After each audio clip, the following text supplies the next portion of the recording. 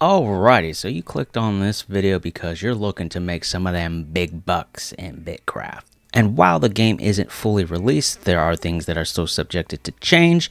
I'm going to go ahead and tell you and show you ways to make money in this game. So if you don't know, it's your first time checking out this game, the whole main goal is to go out, gather, craft, and build up civilizations. So you'll be using the materials you gather and the items you craft to make money. Pretty easy, right? So I break the ways up into 3 categories. They are gathering and crafting for deliveries, flipping, and just straight up selling. Deliveries are pretty straightforward. You can consider them your daily quest. There are 5 merchants around this starting town. You can go check them all out. I'll put them here on the screen so you can see what they look like. They all have a traveler task tab, and when you click on it, you'll see items that they want you to deliver to them in exchange for experience, but also gold. All you need to do is have that particular item in your inventory. When you go up to them, click collect, and you will get paid. Next up is just basically selling your materials and items. You find the market, you open it up, you'll see that people are already listing things in there. If you wanted to buy some of that, you can definitely do that, but we're going to move on over to the sell tab.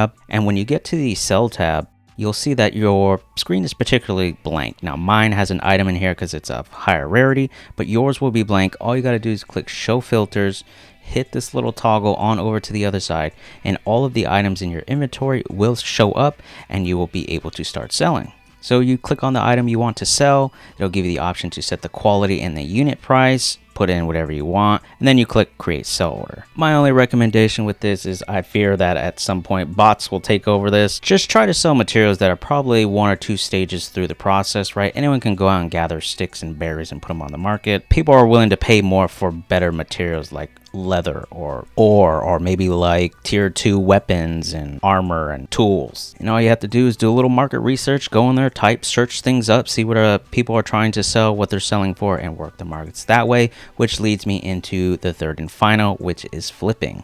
Now flipping is going to be a lot harder. It's going to take a lot more focus and monitoring of the markets here. So as I open this up, you'll see that there are 3, I think, starting areas. So Cinder Holt, and then who cares about the other 2?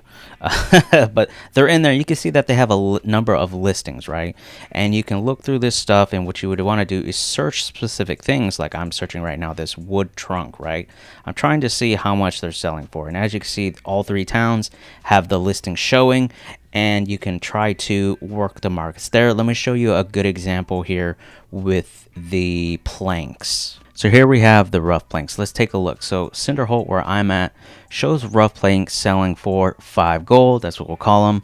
So if you were to sell these, you would probably want to undercut them to get yours sold first. But if we look at over at Thornmere, you see that the rough planks are selling for 9 gold, which means if we undercut them, we get 8, which is 4 more than what they would be in Cinderholt. You're essentially trying to count on people's laziness and need for instant satisfaction in the Thornmere area to be like, I'm gonna go check my market. Oh look, they're selling for 8, I'll just take those, instead of traveling around to all these spots trying to find it. Because right, you have to travel there and then you have to travel back, and there's just a certain amount of energy, I guess, that goes into traveling back and forth. The things that you would probably want to try to sell the most would be used in a lot of recipes. So rough planks are used in a lot of recipes. Rough leather is used in a lot of recipes.